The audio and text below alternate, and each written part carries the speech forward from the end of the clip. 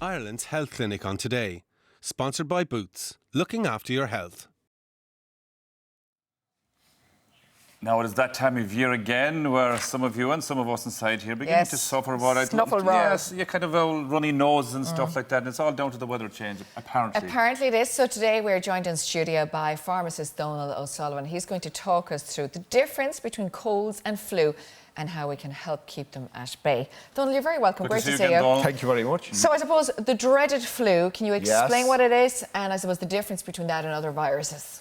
So, like you said, it is a viral infection, Maura, and it can cause headache, temperature, pains and aches, fatigue, not to be confused with man flu, Daithi. Okay, yeah, I was ticking a lot of boxes over here, Donal. Not to be confused with the common cold, because with flu, the symptoms come on a lot faster, are a lot more severe, Maura. So would you believe that every year in Ireland, you have between 200 and 500 people killed due to influenza, flu infection? Just the flu? Just the flu. And on top of that, even if you take away the mortality rate, you're talking about last year, over 3,200 people hospitalised because of it.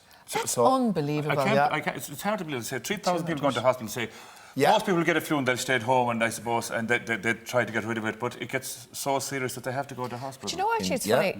I remember we have one guest here, only around our own kind of age, and I was very shocked when a relatively young person ended up in hospital with flu last year. So I guess that's kind of, it can get very complicated. It can indeed, we'll say like that. So the HSE would recommend certain classes of people to get vaccination. A person can go on hse.ie or talk to their doctor or pharmacist. But what we're basically talking about, Maura, would be anybody over 65, anybody with certain chronic medical conditions, and all stages of pregnancy. They'd be some of the risk categories involved in it. So those people should go out and get it. Now, how easily is it spread, Donal?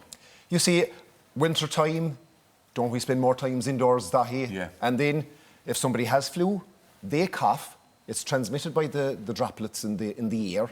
Somebody else inhales that, or maybe they touch some where the droplets have landed. And it's as simple as that, is it? It can be as simple. It can be as simple as that. You know, we always hear about washing your hands and the importance of that. Exactly, I guess you can't overemphasise that.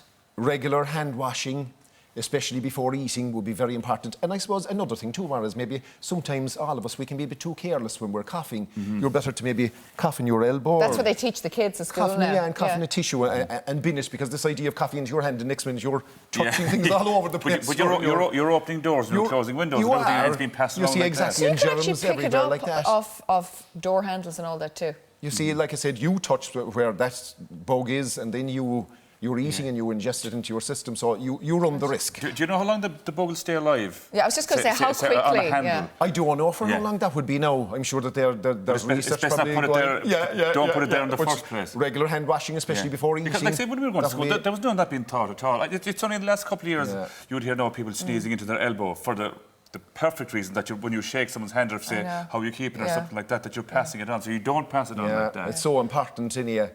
You know? What is the incubation period from when you get the virus in your system to, as you said, that you're actually knocked out, literally? So you see, the thing with flu compared to the common cold is that the symptoms come on very quickly. Okay. And they can be a lot more severe, like fatigue. But another issue is that certain healthy people can have flu. They may not show many symptoms, but they can be transmitting it to the at-risk categories. So they're active. So they are active. So that's a problem too in the community. Right. You're saying pregnant women, and I know you said these are all on the HSE website, hse.ie. Pregnant women at all stages of pregnancy, older people. What about people who have compromised immune systems, say people that have respiratory issues? For sure, we'll say it's a big complication for people like that. And you just touched on an important topic there, all stages of pregnancy.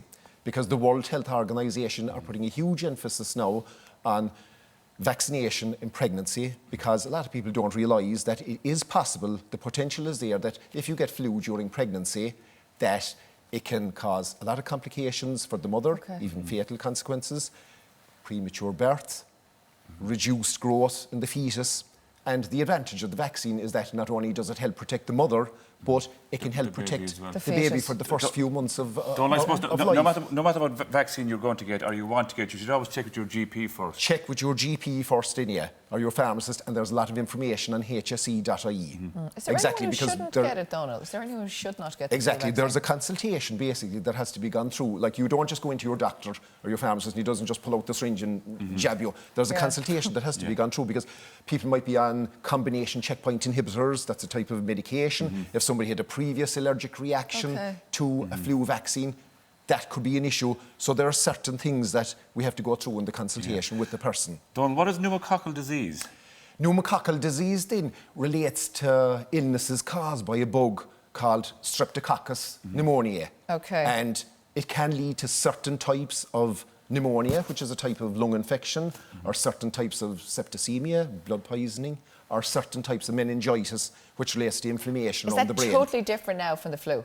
From the flu, exactly. Totally different. But sometimes what can happen is that a person gets the flu first, and then It can lead on to that. they can get to complications. We'll say there in pneumonia could be a complication for somebody. Of course, with you've the often flu. heard of people that would go on and get It a is. really bad flu and end up in hospital with pneumonia. And I suppose what we don't realise too, Mar, is that maybe 10% of adults carry the Streptococcus pneumonia in their nasal passages or throat. Okay. It's not an issue for them. But if they cough out again, the same as we're talking about the transmission of the flu, if somebody is in the at-risk categories for pneumonia, that could be an issue. And are they the same people we spoke about a while ago, people who are pregnant, older people as well?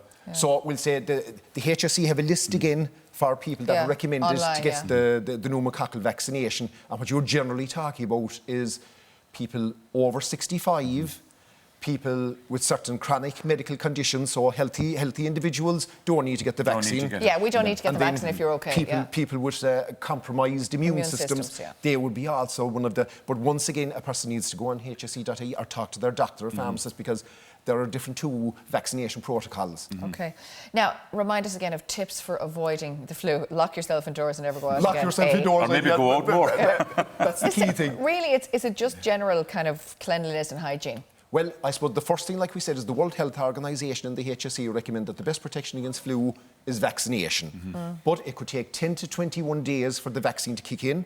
So in that time, regular hand washing again, like to re-emphasise what we said. Binning tissues. Binning tissues like that. And then your general immune system, so sleep, a good balanced diet, exercise. Everything else as All well. those things help you. Is now the time to get the vaccine? Because, often people wait until, say, November, even December. I mean, I actually got the vaccine last year in January because I was so freaked because people were on this couch. Yeah.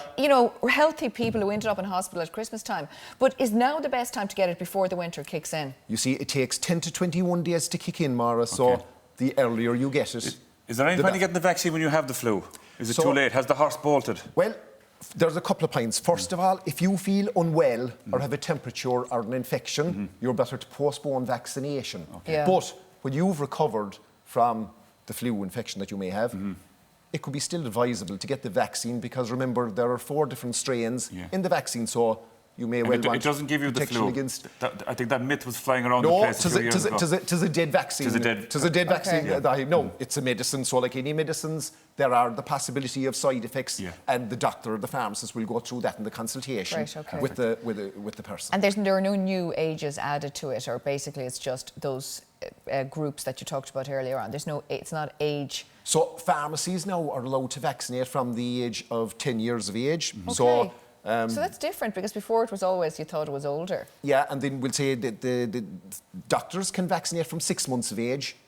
So it's well worth talking to your doctor or your pharmacist, or a lot of the information is on hse.ie. Okay, brilliant. Donal, thanks so Donal. much. Yeah, Great to remember have you. that any vaccines, of course, as Donal said, make sure you consult your GP or your pharmacist first. Yes, for further information on seasonal flu vaccines and at-risk groups, check out, as we mentioned earlier, on hse.ie.